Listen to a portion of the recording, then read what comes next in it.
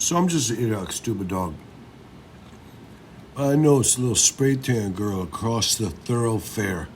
It's this big, wide thoroughfare. You could stage a circus or a carnival in the intermedium. I forget what they call it. The causeway, the lane, the alley. I forget what they call it. The lane. I forget. The promenade between our house and our neighbors' houses. Because this was an elitist neighborhood. When they built these things, they were like, we're building these things for like space. Like each manor house would be a minimum of like 12 acres. Then when the new zoning came in, they kept lopping it down. They got it down to 8 acres, 7.5 acres, 6.85 acres. And it finally stopped at 4.791 acres. 4.791 acres. It's so stupid. They'll take it down beyond that eventually. But you were looking across that big giant thoroughfare. You were wondering, could they put in some kibasi wagons, some pulled pork wagons, some fried poke patty wagons? Fried poke patty wagon, that's like you could make a song like that with a banjo and a flute or a kazoo. If you had a kazoo and maybe a ukulele or a ukulele and some kind of, like a reed you blew through your wind through the bleeding reed to make a little dirge. You make a dirge that way, it'll be funny, everybody will be happy.